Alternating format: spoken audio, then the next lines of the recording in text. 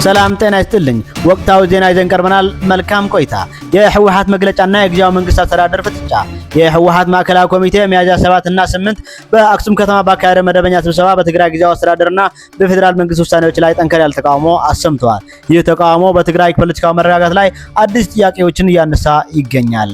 ዝርዝር ዘገባው እንደሚከተለው ተዘጋጅቷል። ፓርቲው ባወጣው ይፋዊ መግለጫ በ2012 ዓ.ም የተካሄደውና በፌዴራል መንግስት ህገወጥ የተባለውን ምርጫ መሰረት በማድረግ በወቅቱ የተመረጡትን የትግራይ ክልል ምክር ቤት ወደ ስራ እንዲመለስ ወስኗል።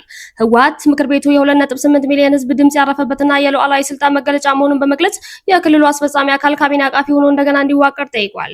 በሌተናል ጀነራል ታደሰ ወረደ የሚመራውን የጊዜያዊ አስተዳደር የስልጣን ዘመን በፌዴራል መንግስት መራዘሙን ህወሓት የነጠላ ውሳኔ ሲል ወቅሶታል። ይህንን ተከትሎ አንዳንድ የፖለቲካል ተንታኞች እንደሚከተለው ገልጸውታል። ህወሓት የፌዴራል መንግስቱን ውሳኔ አለመቀበሉና ወደ 2012 ምክር ቤት እመለሳለሁ ማለቱ ክልሉንና የፌዴራል መንግስቱን ዳግመኛ ወደማይፈልገው ፍጥጫ አልፎም ወደ ጦርነት ሊመልሰው ይችላል የሚሉ ስጋቶች እየተደመጡ ይገኛሉ። ይህ እርምጃ የፕሪቶሪያውን የሰላም ስምምነት አደጋ ላይ ሊጥል እንደሚችል ይነገራል።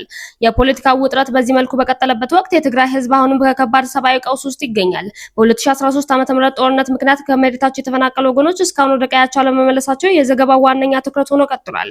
በሺዎች የሚቆጠሩ ዜጎች አሁንም በጊዜያዊ መጠለያዎች ውስጥ በከባድ ስቃይና ረሃብ ላይ ይገኛሉ። የትግራይ ሉዓላዊ መሬቶች አሁንም ሙሉ በሙሉ ወደ ክልሉ አስተዳደር አለመመለሳቸው በህዝቡ ላይ ከፍተኛ ቅሬታና ማህበራዊ ቀውስ እየፈጠረ ይገኛል። የፖለቲካ ኃይሎች በስልጣን ክፍፍል ላይ ሲወዛገቡ የህዝቡ መሰረታዊ ጥያቄዎች ሰላም፣ መፈናቀልና የድንበር ጉዳይ ተገቢውን ትኩረት እንዳላገኙ ይገለጻል። ፕሬዝዳንት ታደሰ ወረደ ሚያዝያ 6 ቀን በሰጡት መግለጫ ህወሓት የስልጣን መራዘም አልቀበል ማለት መብት አለው፣ አንተ ከፌዴራል መንግስት ስልጣን አልቀበል በል ማለት ግን አይችልም ሲሉ በህግና በስልጣን መካከል ያለው ልዩነት አስምሮበታል። ምንም እንኳን በውጭ የሚገኙ ደጋፊ ሚዲያዎች የፕሬዝዳንቱ ከመቀለ ለቀው መውጣታቸውን ሲዘግቡ፣ የቅርብ ምንጮች ግን ፕሬዝዳንቱ በመቀለ በመደበኛ ስራቸው ላይ እንደሚገኙ ሚያዝያ 11 ቀን ከስፖርተኞችና ከኪነጥበብ ባለሙያዎች ጋር መወያየታቸው አረጋግጠዋል። ይህ በእንዲህ እንዳለ የህወሓት ማዕከላዊ ኮሚቴ በአክሱም ያሳለፈውን ውሳኔ ተከትሎ በአዲስ አበባ የሚገኘው ነባር የህወሓት አመራሮችና የሰራዊት አዛዦች ያቀፈውን ስምረት የተባለውን አዲስ ፓርቲ ጠንካራ ተቃውሞ አሰምተዋል። የፓርቲው አመራር የሆኑት ፕሮፌሰር ክንደያ ገብረ ህይወት ህወሓት የ2013ን ምክር ቤት ለመመለስ ያሳለፈውን ውሳኔ የፕሪቶሪያውን የሰላም ስምምነት በግልጽ የሚጥስ ነው ብለዋል።